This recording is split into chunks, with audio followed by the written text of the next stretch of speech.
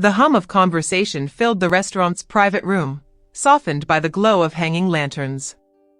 At the head of the table sat Eleanor Ward, composed as always, a woman who measured affection the same way she measured her wine, sparingly, with control. Across from her, Lucas Ward tried to focus on the menu, though the tension at the table pressed on him like heat. His fiancée, Rena Collins, gave him a reassuring smile, her hand brushing his beneath the tablecloth. It was supposed to be a quiet family dinner. Eleanor had insisted on meeting Rena properly, but the moment Lucas walked in, he knew something was wrong. His sister, Victoria, was already there, her husband seated beside her, both of them looking too pleased, too composed.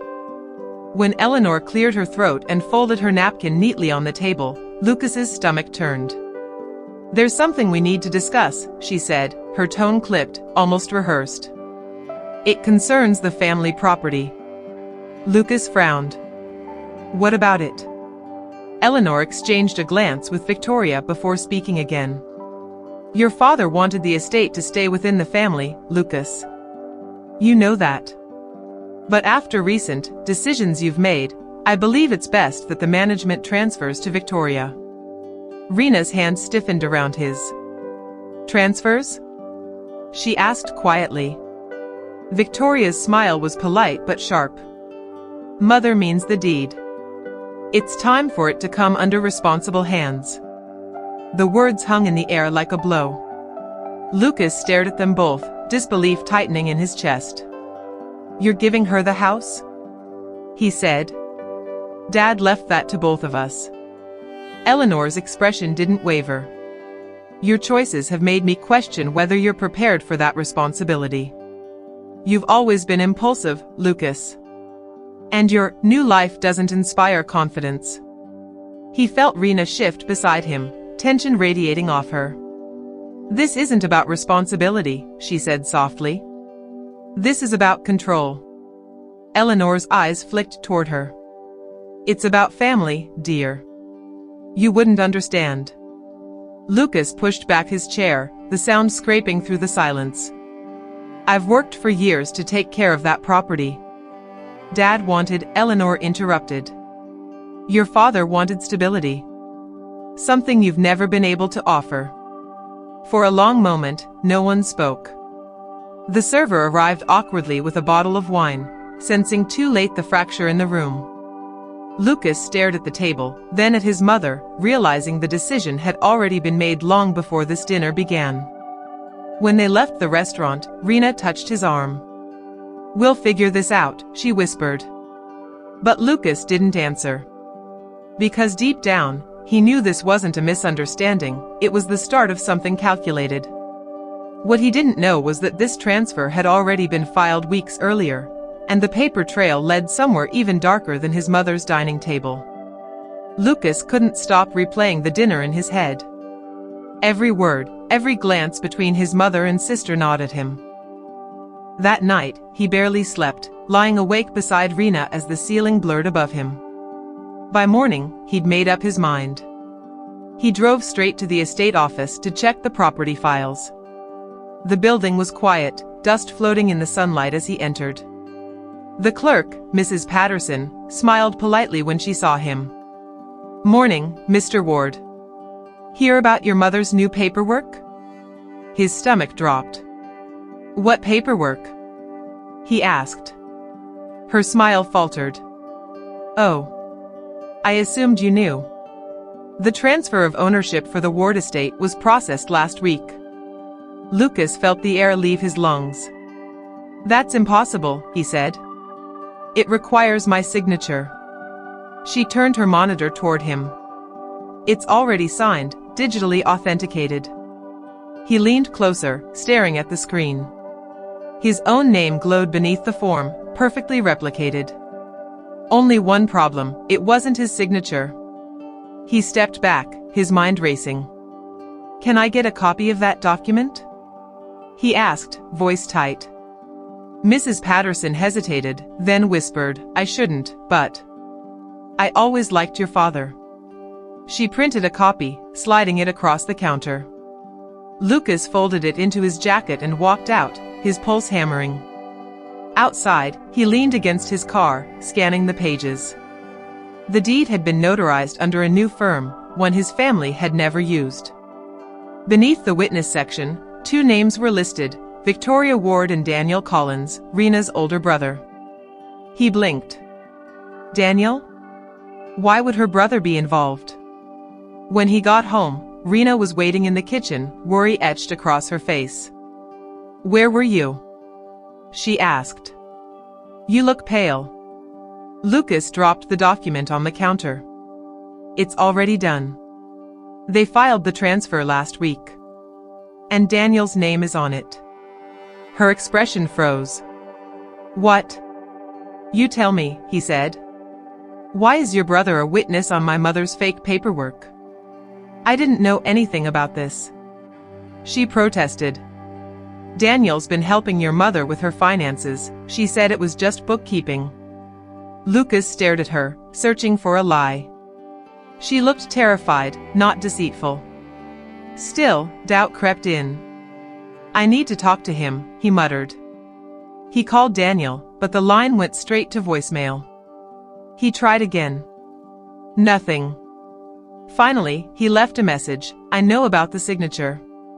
Call me back before I go to the authorities." He hung up, exhaling sharply. His phone buzzed a minute later, an unknown number. He answered. A man's voice came through, low and steady. "If you value your fiancé's safety, you'll stop digging into the documents." Lucas froze. "Who is this?" "A friend," the voice said. "The papers are where they belong. Leave them alone." The line went dead. Lucas stood there in silence, the weight of it pressing on his chest. Whoever was behind this wasn't just after the house, they were willing to threaten him to keep the truth buried. And when he checked the deed again, he noticed something chilling in the corner, a signature stamp from a company that didn't exist 6 months ago, one secretly owned by his sister. By the time the sun dipped below the skyline, Lucas was sitting in his car outside the Ward family estate, the printed deed spread across the passenger seat. His eyes locked on the tiny stamp in the corner, Asterion Holdings, LLC. He'd never heard of it before. A quick online search told him why. The company had been registered just 5 months ago under a shell address in another city, its listed director hidden behind layers of corporate privacy filings. But when he dug deeper, cross-referencing state records and tax entries, a name finally appeared. Victoria Ward. His sister. She'd created the company. She'd used it to buy their own family's property. And now, it was all in her control. Lucas's hands gripped the steering wheel. The realization cut deeper than anger. It felt like betrayal sharpened into something cold and deliberate. He drove to Victoria's townhouse, every muscle in his body tense. She opened the door in a silk robe, sipping wine like she'd been expecting him. "Lucas," she said coolly. "You shouldn't have come." "You forged my signature," he said, voice low. "And you created a fake company to steal the estate." Victoria sighed, leaning against the doorway. "You make it sound so dramatic." "It's not theft, Lucas. It's preservation. Mother and I are simply protecting what's rightfully ours before you ruin it with your impulsive decisions." He stepped closer. "You forged legal documents. That's not preservation, it's a crime." She met his gaze without flinching. "And what will you do? Take your mother to court? Expose your family? You'd lose more than property, you'd lose everything." Lucas clenched his jaw. "You think I won't?" Her smile was faint but cutting. "You won't. Because that would mean dragging Rena and her family through it too. Your fiancé's brother is listed on those documents, remember? The moment this goes public, his name goes with yours." Her words hit like a gut punch. She knew exactly where to strike. Victoria turned and poured herself another drink. "You should leave before you make things worse," she said. "And Lucas, do yourself a favor. Stop digging. Some things are better left buried." He left without another word, his anger smoldering beneath the surface. As he drove away, his phone buzzed. A message from an unknown number appeared. "You're not the only one they've lied to. Check the property archives under your father's name." Attached was a single photo, a scanned document with half the text blurred out. But one line was clear: beneficiary amendment signed, unverified witness. Lucas parked by the side of the road, staring at the image. Someone was feeding him information, but who? He scrolled back through the message. No name. No number trace. He looked closer at the document again, and his stomach dropped. The date on it was from the week his father died. That meant the fraud hadn't started recently, it had started years ago. And if the records were true, then his father's death, and the transfer of the estate, weren't accidents at all. They were the first steps in a plan his family had been hiding for a very long time.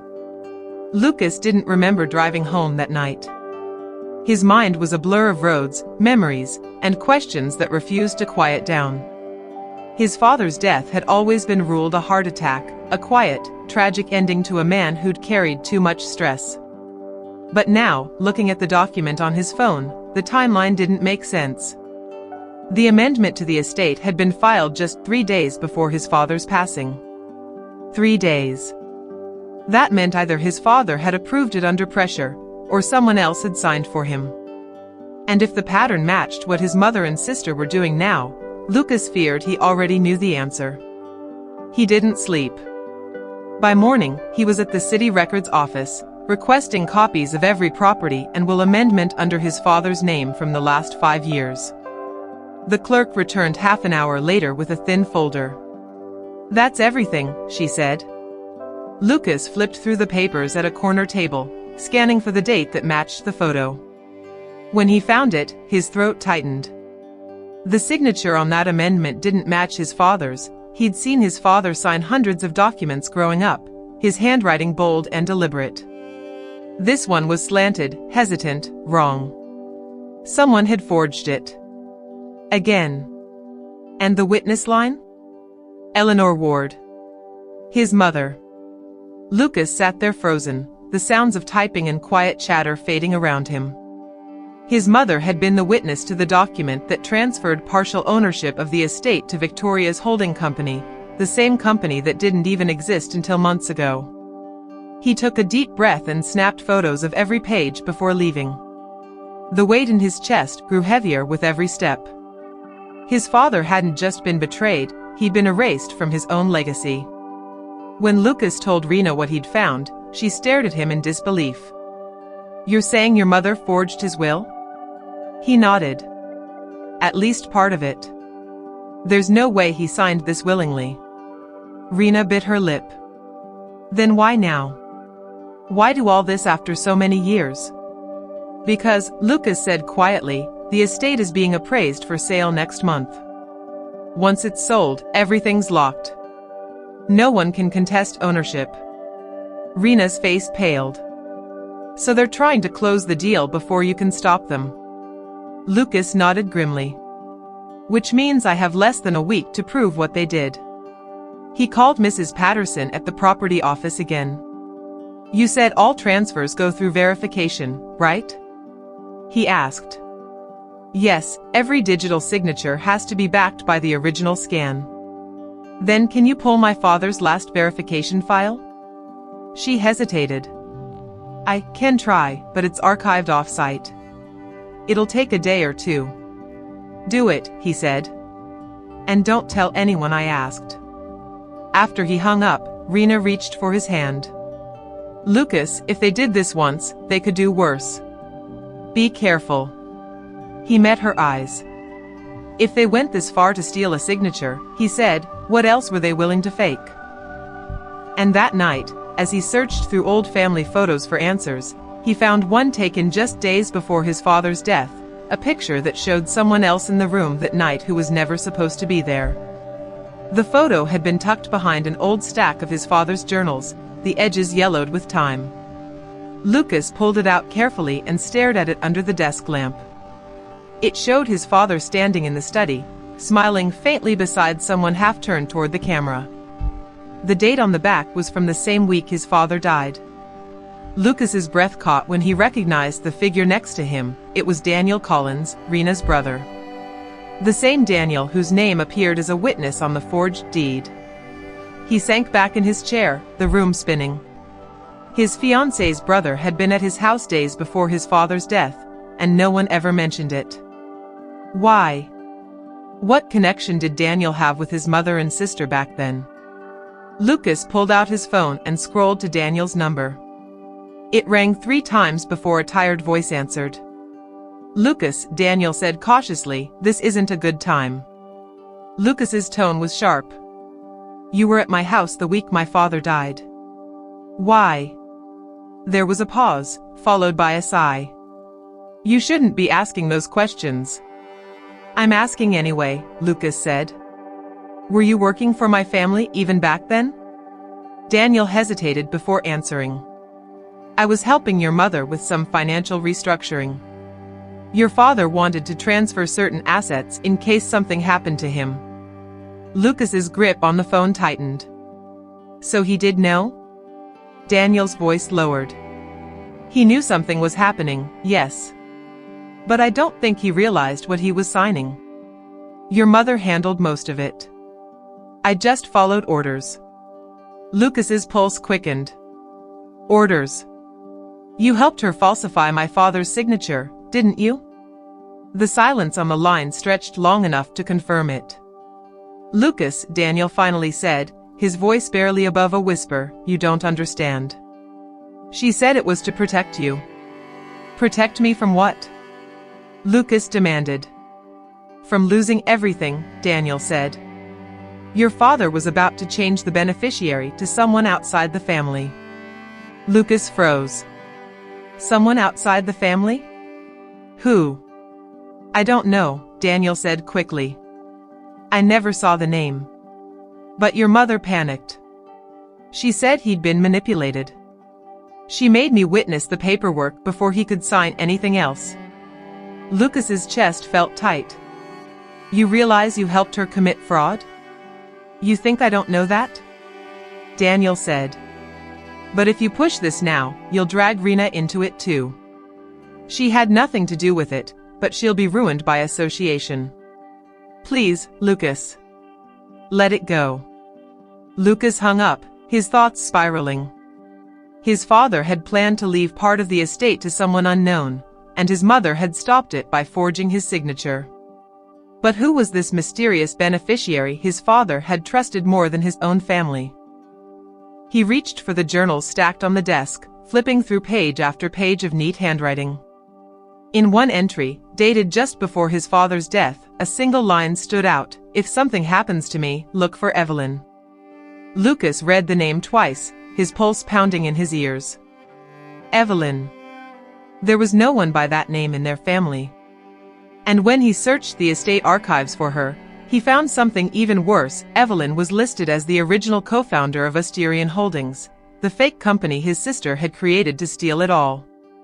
Lucas stared at the screen, unable to look away from the name flashing before him, Evelyn Hart. Listed as a co-founder of Asterion Holdings, LLC, the same fake company his sister used to seize control of the family estate. But Evelyn wasn't just a name on a form. She was someone his father had trusted enough to make a potential beneficiary. The question was, why? And why had his mother and sister erased her completely? The next morning, Lucas drove 2 hours to the address listed under Evelyn's business registration. It led him to a quiet street on the edge of town, where an old art studio sat behind ivy-covered walls. A for-lease sign hung by the entrance, but a light glowed faintly through the window. He knocked once, twice, and finally a woman opened the door. She was in her late 40s, with streaks of silver in her hair and paint smudged on her hands. Her eyes widened when she saw him. You're Lucas Ward, she said softly. You look just like your father. He froze. You knew him? Evelyn nodded slowly and stepped aside. Come in. I wondered when you'd find me. The studio smelled of turpentine and rain. Paintings leaned against the walls as landscapes, portraits, moments frozen in color. Lucas looked around before meeting her eyes. You were listed on my sister's company, he said. Asterion Holdings. Why? Evelyn sighed, sitting at a cluttered desk. Because your father and I started it, years ago. It was meant to protect the estate from exactly what's happening now. He didn't trust your mother's spending habits, and he wanted a neutral company to manage the land in case something happened to him. Lucas's pulse quickened. Then why does Victoria own it now? Evelyn's eyes darkened. Because after your father died, your mother approached me. She said she wanted to dissolve the company quietly and transfer control back to the family. She offered a settlement and insisted it was what your father would have wanted. I didn't believe her, so I refused to sign the closure documents. Lucas leaned forward. What happened after that? A week later, Evelyn said, my studio was broken into. All my records, contracts, financial ledgers, signatures, gone. I didn't go to the police because I couldn't prove who did it. And then I started getting anonymous messages telling me to disappear. Her voice wavered. So I did. Until now. Lucas felt the air leave his chest. His father had built a safeguard, and his mother had destroyed it. Do you still have any proof of the original ownership? Evelyn hesitated, then reached into a drawer and pulled out a small flash drive. I kept one file, an encrypted backup of the founding agreement, with both your father's and my digital signatures. It's dated before any revisions your mother made. She slid it across the table. If you open this in court, it will expose everything. Lucas took the drive, his hands shaking. You're coming with me, he said. Evelyn shook her head. I can't. If I show up, they'll know I broke our silence agreement. But you can use this. She placed a trembling hand on his. Your father trusted you to finish what he couldn't. As Lucas walked back to his car, the weight of the truth settled over him. His mother hadn't just betrayed the family, she'd rewritten history to erase his father's last safeguard. And by the time he returned home that night, he found the front door ajar and his computer screen glowing, with an email that read, "You shouldn't have gone to Evelyn." Lucas's pulse spiked as he stepped into the darkened house. The door hung slightly open, the frame splintered where the lock had been forced. He froze in the doorway, listening. The only sound was the low hum of his computer from the office down the hall. He moved quietly, every step deliberate. His desk lamp was still on, the screen glowing with a single new message. No sender, no subject, just a line of text in bold white letters. You shouldn't have gone to Evelyn. His eyes darted to the floor. The rug near his desk had been moved. The drawers were half open. Someone had been here. Lucas unplugged his laptop instantly, shoving it into his backpack along with the flash drive Evelyn had given him. His heart pounded as he checked each room, but the intruder was long gone. The window in the back was cracked open, raindrops collecting on the sill. Whoever had come wasn't after valuables, they'd been looking for information. For that flash drive. He called Rena, his voice barely steady. Don't come home. Go to your brother's and stay there tonight. Lucas, what's going on? She asked. Someone broke into the house. They know about Evelyn. There was silence on the other end, followed by her shaky whisper. My mother just called me. She said Victoria's been asking questions about Evelyn for days. She said she overheard her arguing with your mom on the phone. Lucas's grip tightened on the phone. Then they're panicking, he said. That means I'm close. After hanging up, he packed a small bag and left the house, driving aimlessly for miles before parking in a deserted lot near the river. The rain hit the windshield in steady sheets, blurring the city lights. He took out the flash drive, plugging it into his laptop. A password prompt appeared. He typed his father's birthday, his mother's, even his sister's, nothing worked. Then he remembered what Evelyn had said in the studio, your father trusted you to finish what he couldn't. He entered his own birthday. The screen flickered and unlocked. Inside was a folder labeled Ward Foundation Agreement, Original. Lucas clicked it open. His father's signature appeared first, bold and clean, alongside Evelyn's. The file confirmed everything: his father's intent to secure the estate through Osterian Holdings, leaving Lucas as its sole successor after his death. The clause had been overwritten months later by a revision signed by Eleanor Ward and Victoria Ward, replacing Lucas's name with theirs. Forgery, plain as day. He had them. He leaned back in the driver's seat, breathing hard. But before he could copy the files, his laptop screen flickered and then went black. A new message appeared, centered against the dark background: delete what you found, or the next thing we take won't be property. His stomach dropped. They were watching him in real time. He yanked the laptop's Wi-Fi adapter out, hard hammering. Someone had hacked him. He sat in silence, the rain pounding harder, his breath fogging the glass. Whoever was behind this wasn't just his mother or sister anymore, they had help. Professional help. Someone with access to surveillance, to systems, to his every move. And the next morning, as he checked his phone, he saw a photo message that made his blood run cold: Evelyn's studio, lights smashed, door wide open, and a caption that read, "You're next." Lucas's heart hammered as he stared at the photo. Evelyn's studio was wrecked, paint scattered across the floor, glass shattered, canvases torn apart. He tried calling her, but the line went straight to voicemail. He tried again. Nothing. The air in his chest felt like stone. Without thinking, he grabbed his keys and drove, the tires hissing against wet pavement as the storm thickened. The drive that should have taken 40 minutes took half that. When he pulled up to the studio, the police lights were already flashing in the distance. A lone officer stopped him near the tape. "Sir, you can't go in there." "Please," Lucas said, breathless. "The woman who owns this place, Evelyn Hart, where is she?" The officer's expression softened. "She's not here.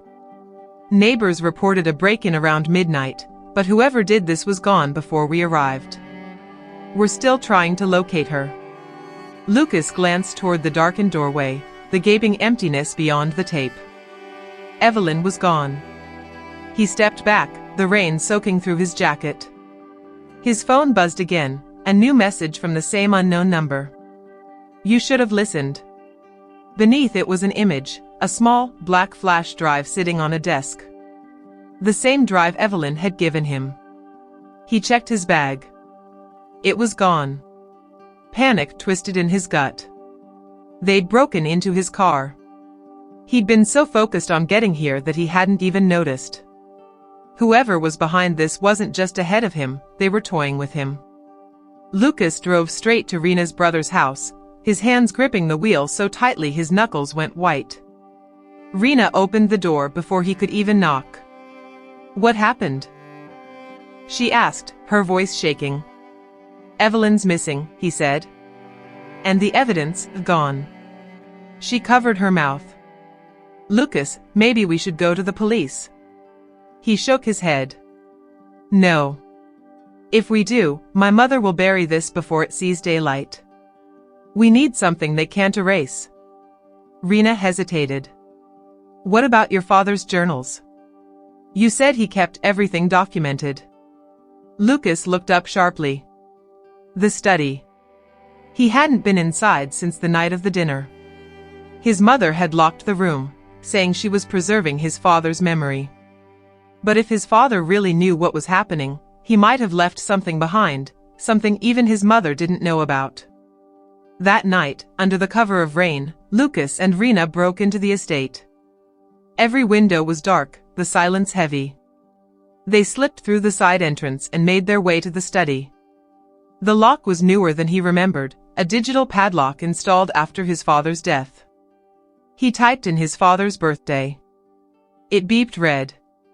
Then he tried his own. The lock clicked open. The room smelled faintly of old books and cedar. Everything was exactly as his father had left it: the desk, the worn leather chair, the faint tick of the old clock. Rena searched the shelves while Lucas opened drawers, rifling through files. Then he found it, a hidden compartment beneath the desk drawer, sealed with a thin latch.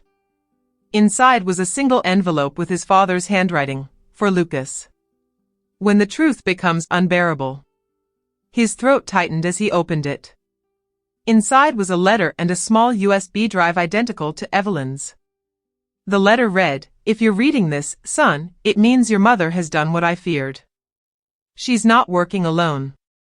They promised her power in exchange for control of the estate. Trust no one inside this family. The real fight begins now." Lucas looked up at Rena, the words shaking in his hands. Because when he plugged in that second drive, what appeared on the screen wasn't a will or a contract, it was a confession video, and the person speaking wasn't his mother or sister, it was his father.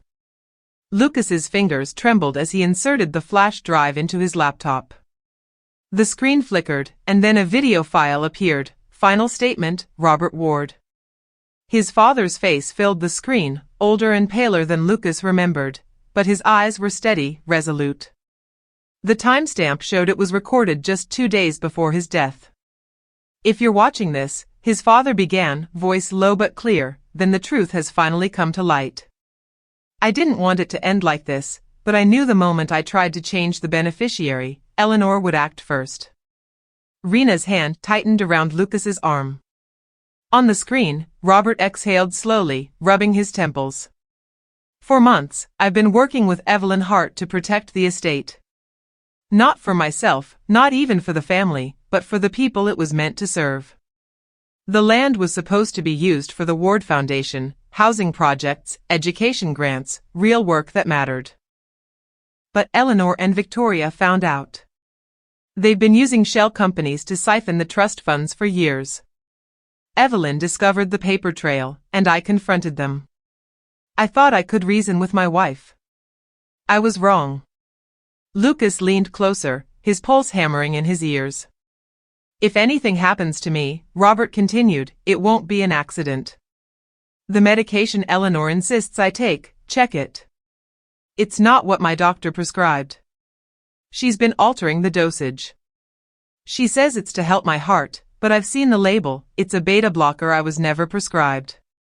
I don't know how much longer I'll be able to think clearly. If I lose control, if my mind starts to fade, promise me you'll find Evelyn. She has everything." His father's eyes looked directly into the camera, his voice shaking now. "Lucas, son, the estate was never my legacy. You are. Don't let them rewrite what's ours." The screen went black. For a long moment, neither of them spoke. Lucas's breath came in shallow bursts, the truth hitting him like a physical blow. His father hadn't died from stress or age, he'd been poisoned. Slowly. Intentionally. By the very people who claimed to honor his memory. Rena wiped at her eyes. "Lucas, we have to take this to the police." He nodded, jaw clenched. Not just the police. The media, the board, everyone. By sunrise, he'd made copies of the video, the files, and Evelyn's documentation. He delivered one to the authorities and another to a journalist his father had trusted. Within days, the story broke, Ward family under investigation for fraud and criminal conspiracy. Eleanor was arrested first, Victoria a day later. Evelyn resurfaced safely, her testimony sealing the case. The estate was frozen pending investigation, and Lucas's finally was cleared of all suspicion. Months later, he stood at the edge of the lake near the estate, the morning light glinting across the water. Rena stood beside him, quiet, thoughtful. The air felt different, lighter, though scarred by what it had cost. "Do you ever wish you didn't know?" she asked softly. Lucas looked at the water, then at the mansion that had once been his prison. "No," he said. "The truth hurts, but lies destroy." He reached into his pocket, pulling out the small key his father had left behind. He built all this for the future. Now it's finally free of them. As he turned to leave, the phone in his pocket buzzed, an email from an unknown sender. The subject line read, Not everyone was caught. Lucas stopped, staring at the message for a long moment before locking the screen. Some shadows, he realized, never disappear. But at least now, he knew how to face them. Because the worst part of betrayal isn't losing what you have, it's realizing the people who took it once called you family.